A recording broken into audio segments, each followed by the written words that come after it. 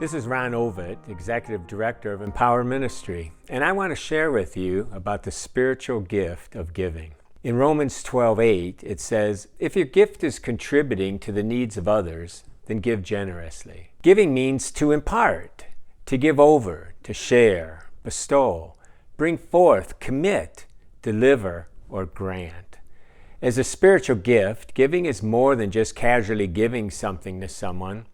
It implies the giving of yourself with the gift. Like the pianist accompanies the soloist, the person with the gift enhances the giving. Together, they are God's melody to the person receiving.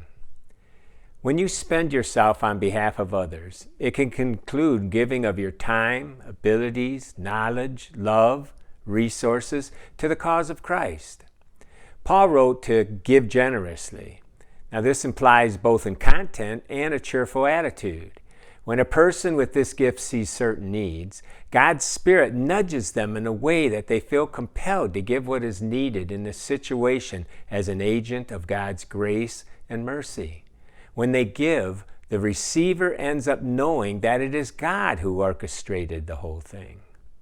Now, what are the benefits of this gift? The gift helps teach grace and encourages faith in God. Obedience to this gift allows God to bring about the resources to accomplish His will for the church. But there are some pitfalls. One pitfall would be to fall into the Pharisaical trap of letting others know how generous you are, giving in to the temptations of praise and pride. Another pitfall is to become critical and judge those that do not participate as much as you do in giving. This was Martha's issue with Mary. You give because God has compelled you to, no matter who else gives. Also, it is possible that you can feel that you need to earn God's love or may have a deep need for praise and recognition. If so, this could result in an inordinate amount of time or resources being given away to the extent that you ignore perhaps your own family's needs. It could also result in burnout or compassion fatigue. Finally, there's the issue of enabling someone instead of helping them be responsible. Similar to this is giving money to projects that are not really solving the problems, but rather continuing a dependency. But there are a lot of ministry opportunities. Often a person with this gift has expertise in money matters and can help with church finances. A person with the gift of giving also motivates others to give because of their example. A person with this gift should be aware of the plans of the church so they can be best steward of what God has given them. They can also pray and help the church do outreach that would not otherwise be in the budget. And finally, the person can also be a mentor to other people with resources in the church. All this said, you do not have to be rich to have the gift of giving. The woman who gave 2 mites gave all that she had, even though it was a very small amount. God will urge you to give, and you obey by giving what you can. Then God is glorified. So what further training could you take?